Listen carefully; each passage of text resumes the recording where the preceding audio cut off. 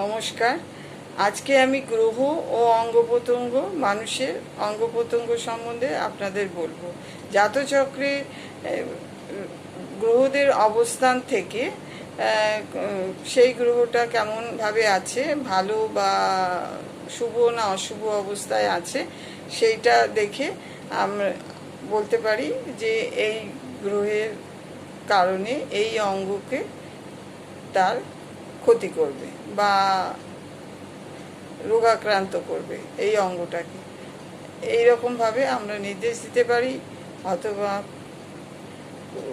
আরোগ্য লাভও সহজে হবে কিনা সেটাও বলা যায়। আচ্ছা, রবি, প্রথমেই আসি রবি গ্রহ।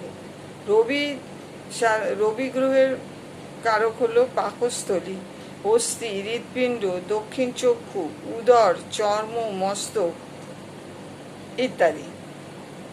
চন্দ্র হলো মন, ফুসফুস, হৃৎপিণ্ড, বাম চক্ষু, মূত্রগ্রন্থি, রক্ত চলাচলের পথ বা নালিকা, দেহের জলীয় অংশ, স্তন। আচ্ছা, এবারে মঙ্গল, অস্থির মধ্যে মজ্জা, গলদেশ, লিঙ্গদেশ, রক্ত, তেজ, রক্তে লোহিত কণিকা, গুহ্যদেশ, মস্তক, ধমনী, স্ত্রীলোকের জননেন্দ্রিয় ইত্যাদি। এবার বুধ হচ্ছে বক্ষ, স্নায়ুতন্ত্র, চর্ম, নাভি, নাসিকা, সুষুম্না কাণ্ড, মেরুদণ্ড, পিত্তথলি, জিহ্বা, শ্বাস প্রশ্বাস, মানসিক ভারসাম্য, বাহুদয় ইত্যাদি। বৃহস্পতি দেহের স্থূলত্ব ভাব, মস্তকের আভ্যন্তরীণ অংশ, ভেতরের অংশ। উরুদয় যকৃৎ, ফুসফুস, মূত্রগ্রন্থি, কর্ণ, স্মরণশক্তি, জিহ্বা ইত্যাদি।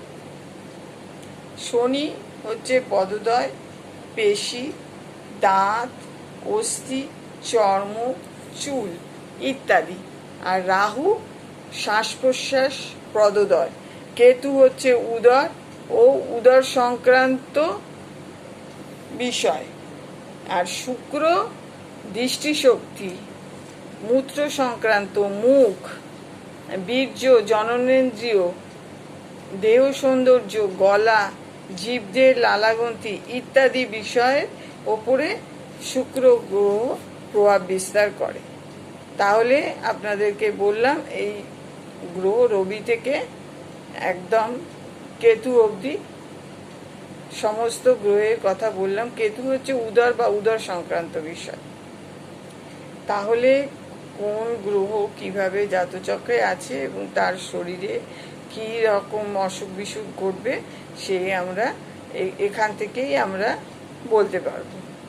ধন্যবাদ, আজ এই পর্যন্ত।